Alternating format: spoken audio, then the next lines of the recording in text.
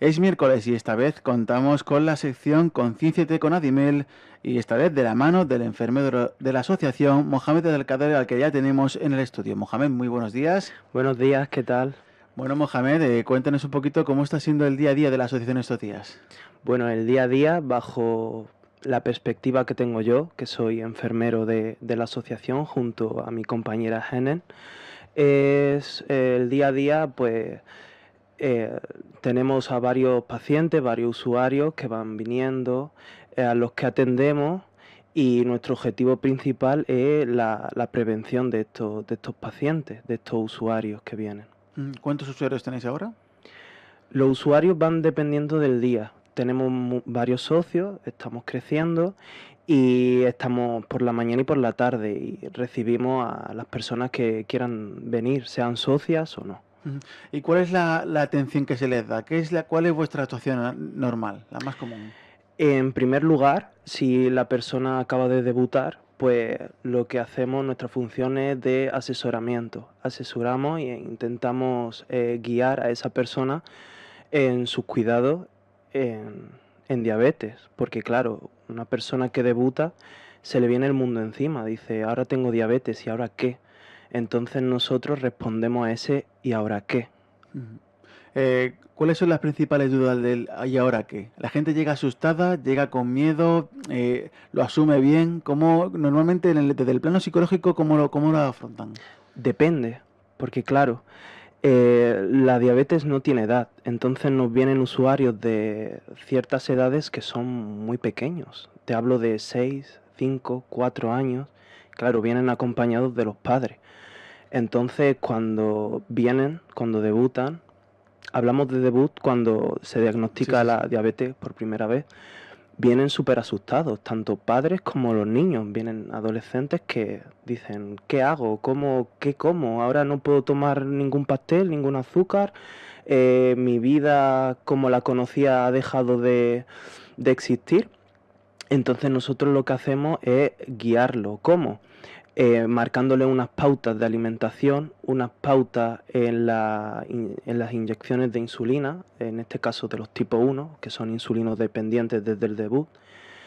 En cuanto a las personas adultas, los diabéticos tipo 2, pues es un poco como más sencillo a la hora de guiarlos, porque claro, son personas adultas y es más fácil guiarlo en tema alimentación, en tema medicación, en tema ejercicio, deporte, actividad física, Ujú. etcétera. Cuando comenta, claro, la gente llega asustada, llega con, Dios mío, que se me ha caído el mundo encima, se me ha diagnosticado diabetes.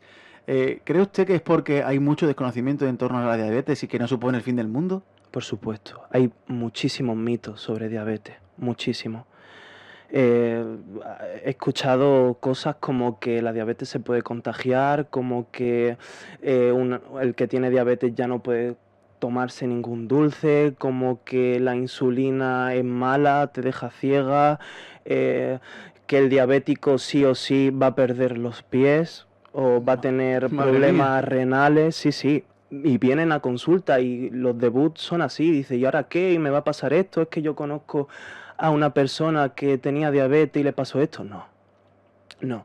Lo que nosotros intentamos desde la asociación es decir que esas complicaciones no pasan, son inexistentes, con un buen control y un buen cuidado. Ujú.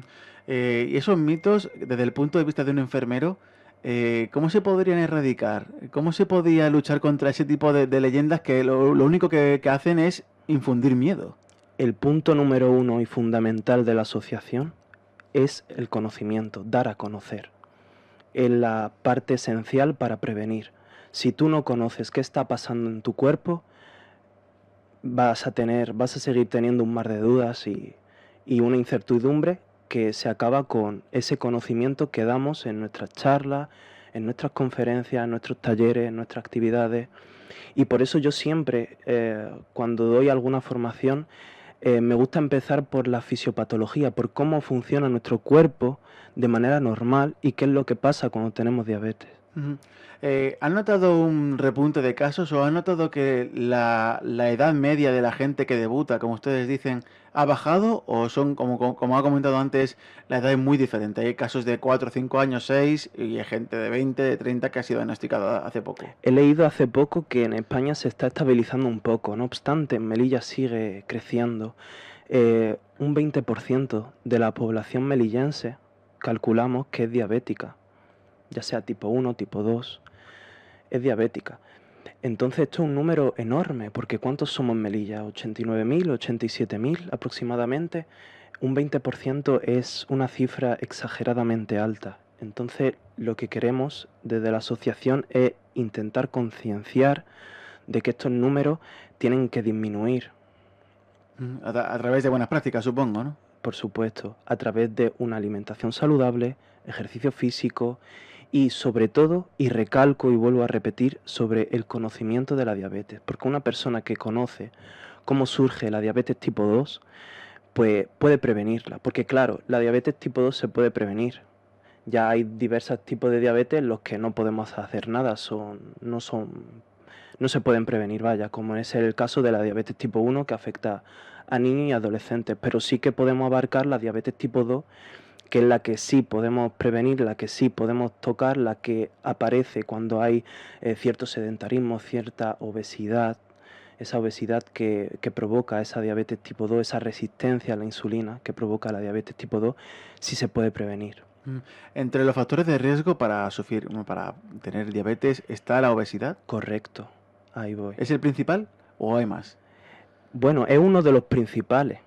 Hay varios factores, sobre todo en diabetes tipo 2. En diabetes en general hay varios factores. Hay factores genéticos y factores modificables. Esos factores modificables, ¿cuáles son? Son la obesidad, el sedentarismo, incluso el sobrepeso. No lleguemos a obesidad. Con un poco de sobrepeso, con tener sobrepeso, ya creamos una resistencia a la insulina. Ujú. Y para el que no esté muy relacionado con la diabetes, ¿qué diferencia hay entre diabetes tipo 1 y diabetes tipo 2, por ejemplo? Claro, hay varios tipos de diabetes. Los principales y los que conoce la mayoría son la diabetes tipo 1 y la diabetes tipo 2.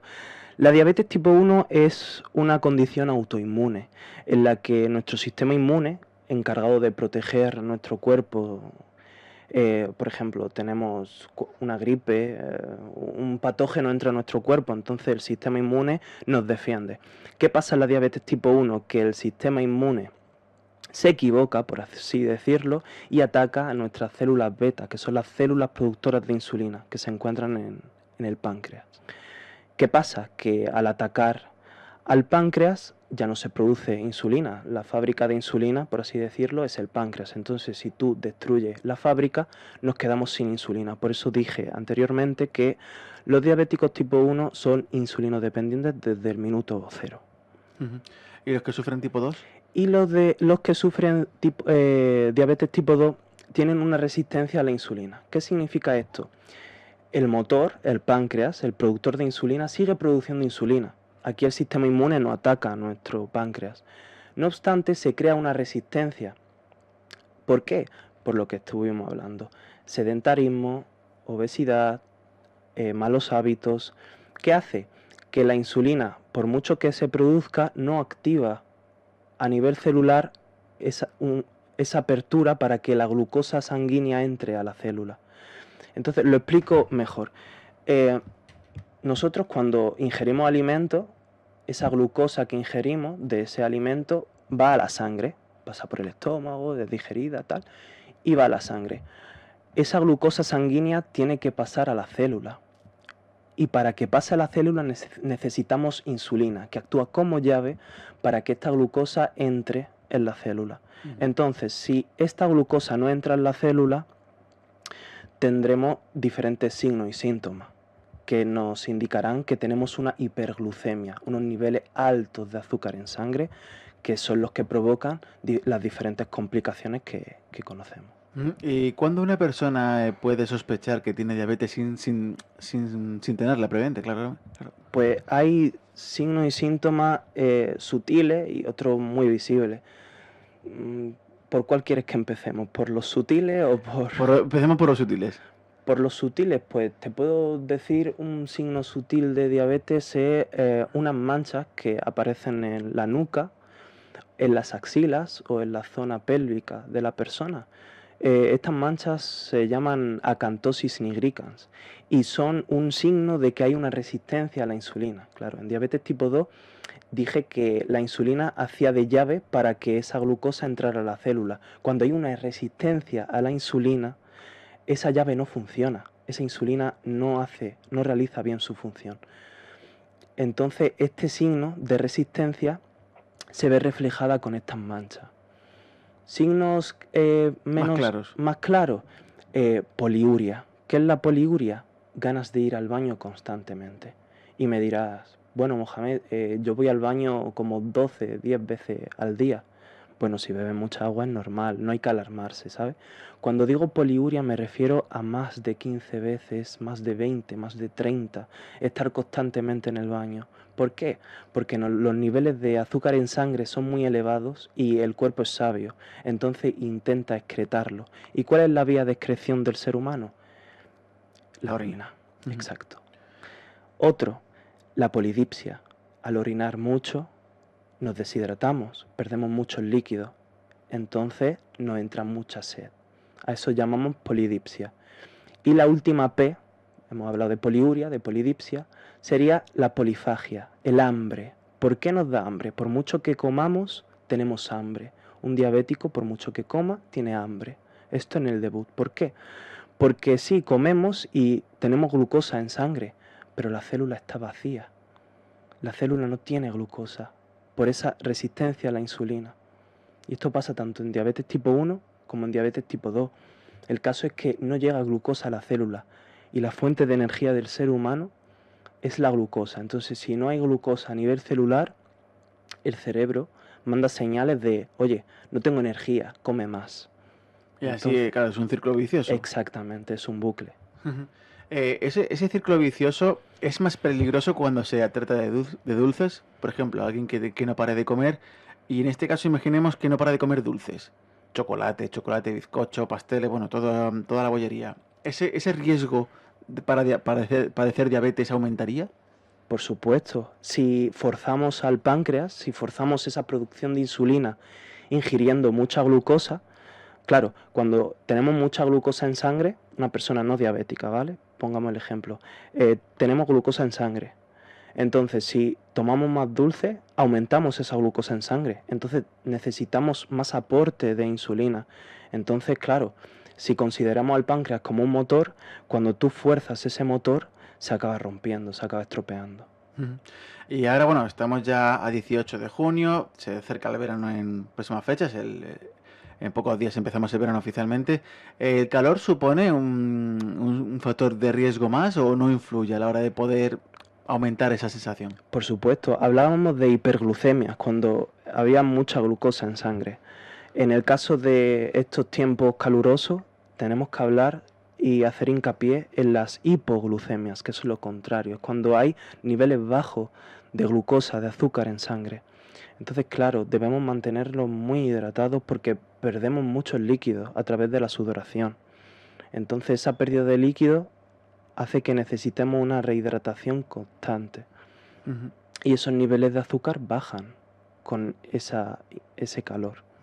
¿Y no hay un tramo de edad para el calor y la diabetes que sea un factor de riesgo? Por ejemplo, si eres mayor de 60 años y tienes mucho calor, pues hidrátate más, entre los consejos que se dan siempre, pero también para evitar poder que te salga la diabetes. En general, no hay edad para la hidratación. La hidratación gira en torno al peso, a la altura, y bueno, sí, a la edad también un poco, porque claro, conforme crecemos, pues vamos necesitando un aporte de agua mayor.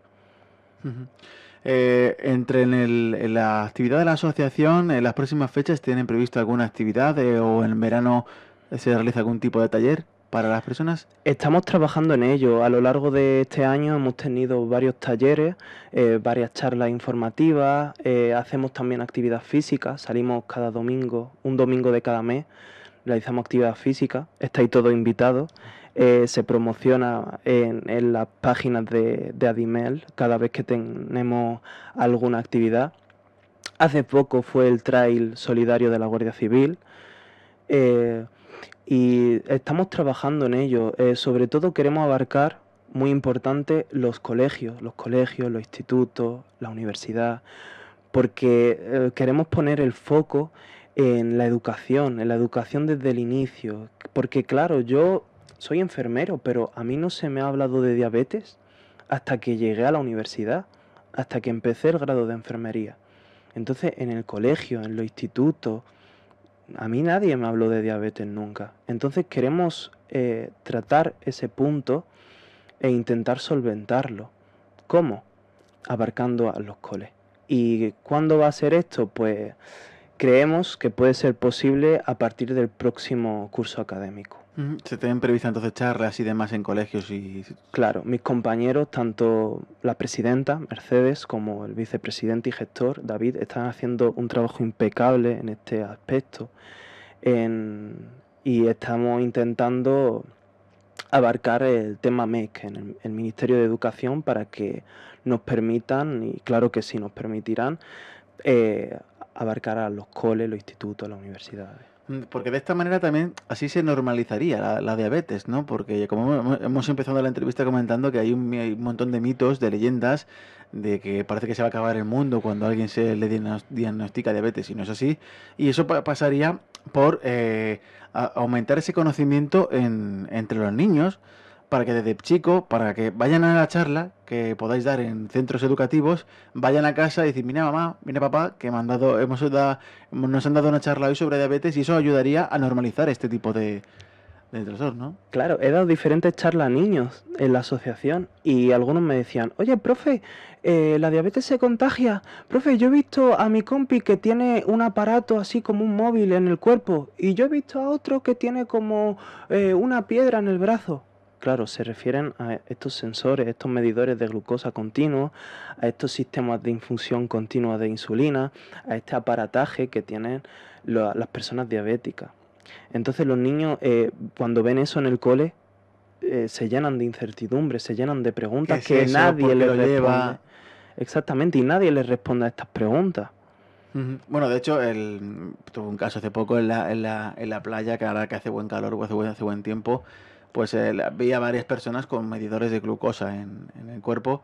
Y claro, tengo un hijo pequeño y dice, pues me preguntaba, ¿no? ¿Por qué lleva eso? ¿No? Digo, porque dices, claro, es eso, ¿no? Mi hijo tiene 6 años y dices tú, claro, pues que nadie le ha explicado que existe ese tipo de cosas o la diabetes, qué es. Y sería muy importante, ¿no? Llegar ya a alcanzar los niveles para eso, para aumentar, porque básicamente con el conocimiento se acabarían todos esos mitos que hemos dicho antes de que si se pierden los pies, de que todas esas cosas que desde el punto de vista de enfermero tiene que ser una barbaridad escuchar ese tipo de preguntas, ¿no? Claro, como repito, no hay necesidad de llegar a ese punto, porque quien llega a ese punto es porque ha tenido a lo largo de su, vamos a llamarlo, carrera diabética, la ha llevado fatal, la ha llevado con una hiperglucemia, con unos niveles de azúcar incontrolables, que no ha podido controlar, que no ha querido controlar. Entonces, a estas complicaciones no le pasa a todos los diabéticos, sino a esos diabéticos que no se controlan correctamente. De acuerdo, pues aquí tenemos que dejarlo, Mohamed. Muchísimas gracias por su tiempo. Muchísimas gracias a vosotros, de verdad. Muchísimas gracias por esta charla tan amena, tan divulgativa. De verdad que esperemos que podáis llegar a los colegios, que la gente se conciencie, que se normalice y que se difunda la diabetes. Claro que sí. Para evitar esos mitos. Os invito también a que os hagáis socio de Adimel, porque claro, somos una asociación sin ánimo de lucro, pero siempre es una ayuda hacerte socio para hacer que la asociación siga creciendo, porque los melillenses necesitan Adimel, necesitan esta asociación, que es de vital importancia para todos los diabéticos y aquellas personas que no lo son. De acuerdo, pues hay que dar el mensaje, le animamos a los melillenses a que se sumen a la causa de Adimel, y lo repito, Mohamed Alcáder, enfermero de Adimel, muchísimas gracias por su tiempo, y nada, a seguir trabajando, muchísimas gracias. Gracias a vosotros, hasta luego.